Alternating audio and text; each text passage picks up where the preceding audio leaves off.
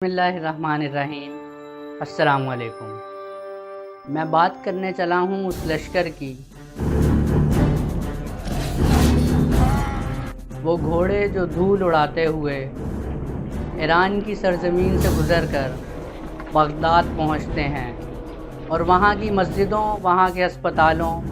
اور وہاں کی وہ لائبریریز جو عالم اسلام اور پوری دنیا میں سب سے زیادہ علم جنہوں نے اپنے اندر سمویا ہوا تھا، ان کو رونتا ہوا اور مسلم خلیفہ معتصم باللہ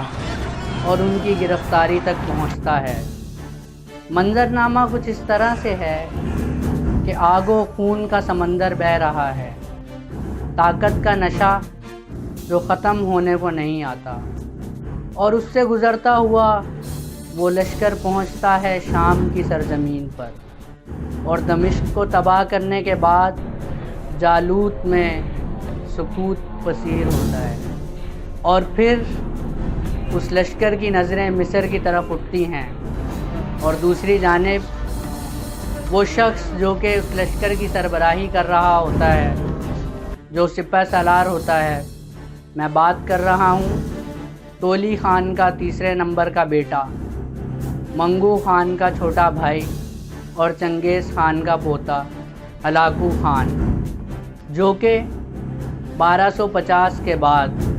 1255 گزرنے کے بعد مسلمانوں کو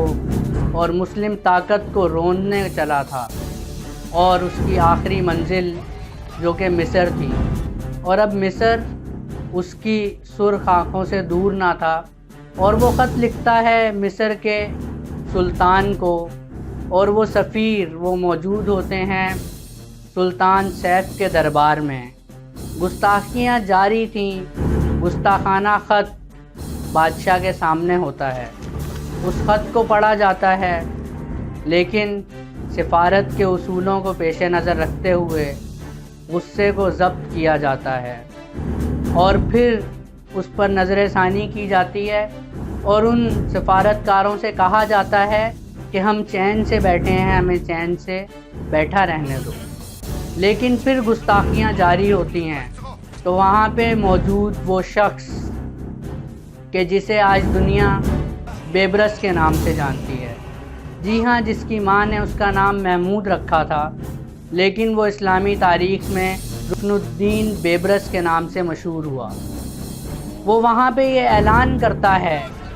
کہ ان کے خلاف حد جاری کی جائے اور ان کو قتل کیا جائے،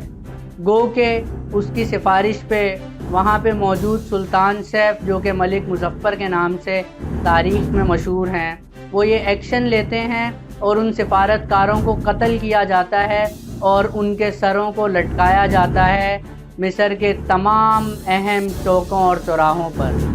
اس کے بعد یہ خبر ہلاکو خان تک پہنچتی ہے، اور یہ تڑپا دینے والی خبر پہنچنے کے بعد اس تاریخ کا رخ تھوڑا سا بدلتا ہے، اور دوسری جانب خان اعظم دا گریٹ خان منگو خان، جو کہ ہلاکو خان کا بڑا بھائی تھا اور منگولوں میں سب سے بڑا خان کہلایا کرتا تھا، اس کا انتقال ہوتا ہے، اور خان اعظم کی منتقلی کا سلسلہ وہاں سے شروع ہوتا ہے، اور ہلاکو خان کو اس دوران اس جانب جانا پڑتا ہے جہاں سے وہ اپنے لشکر کو لے کر روانہ ہوا تھا۔ یہ وہ دور تھا جب خلافت عباسیہ 3 سال کے لیے محروم ہو چکی تھی، یعنی اس کا کوئی خلیفہ موجود نہ تھا، اور مسلمان بغیر خلافت کے اپنی زندگی گزار رہے تھے۔ اور پھر رکن الدین بیبرس آج تک جس قوم کو کوئی للکار نہ سکا تھا، جس قوم کو کوئی منہ نہ دے سکا تھا، اور جس قوم پر حملہ کرنے کی کوئی سوچ بھی نہ سکتا تھا، رکن الدین بیبرس نے اس کام کا، اس تیاری کا آغاز کیا، اور جالوت کے مقام پر ہلاکو خان کے لشکر پر رکن الدین بیبرس کے لشکر نے حملہ کیا، اور مصر کی وہ فوجیں جب اس مقام پر پہنچتی ہیں تو ہٹ اور رن کے فارمولے کو اپنایا جاتا ہے۔ ہٹ اینڈ رن کے تحت یہ قافلہ وہاں پر حملہ آور ہوتا ہے، اور اس کے بعد واپس بھاگتا ہے، تو چھپے ہوئے جو لشکر ہوتے ہیں وہ ہلاکو خان کے لشکر پر حملہ آور ہوتے ہیں، اور اس کے بعد وہ حملہ اس شدت کا ہوتا ہے کہ اس لشکر کو سنبھلنے کا موقع نہیں ملتا،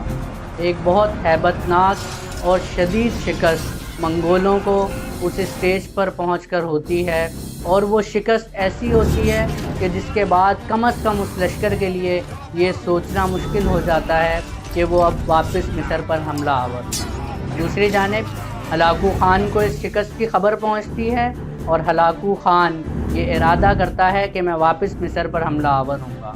لیکن سلام ہے اسلام کے اس مجاہد کو، رکن الدین بیبرس، کہ جس نے اپنی جدوجہد کو چھوڑا نہیں اور مستقل مزاجی سے اپنے لشکر کو بڑا کیا، مسلمانوں میں موجود غداروں کو الگ کیا، ان غداروں کا خاتمہ کیا، اور پھر شام میں موجود منگولوں کے دیگر لشکروں پر حملہ آور ہوئے، ان کا صفایا کیا، اور اس کے بعد ایک بہترین حکومت مصر اور شام کی وہاں پر قائم ہوتی ہے۔ اس کے بعد تاریخ کا ایک اہم موڑ، رکن الدین بیبرس ابو القاسم جو کہ خلیفہ معتصم باللہ کے بیٹے تھے، ان کو ڈھونڈنے میں کامیاب ہوتے ہیں، اور دوبارہ سے خلافت عباسیہ کو قائم کیا جاتا ہے، اور مصر و شام میں ابو القاسم کے نام کا سکہ رائج ہو جاتا ہے، اور خطبے میں ان کا نام لیا جاتا ہے۔ تو یہ وہ مجاہد تھا کہ جس نے اس لشکر کو جو تھمنے کا نام نہیں لے رہا تھا انہیں شکست دی، اور عالم اسلام کو یہ بتایا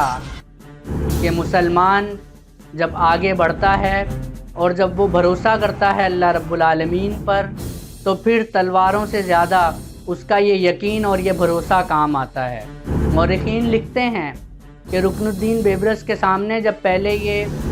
ذکر کیا جاتا تھا ہلاکو خان کا، تو وہ مسکرایا کرتے تھے اور کہکا لگا کر کہتے تھے کہ وہ جانتے نہیں ہیں کہ کبھی ایسا بھی ہو سکتا ہے کہ ان کے لشکر کو بھی کوئی شکست دے سکے۔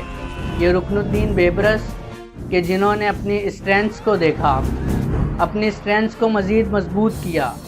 اور دوسرے لشکر کی ویکنیسز پر نظر رکھی، اور ایک مضبوط لشکر کے ساتھ تاریخ میں اپنا ایک اہم نام بھی لکھوایا، اور اسلام کی ایک بہترین خدمت بھی کی، اور خلافت عباسیہ کہ جس سے ایک روحانی محبت مسلمان رکھتے تھے اس کو دوبارہ سے قائم کیا۔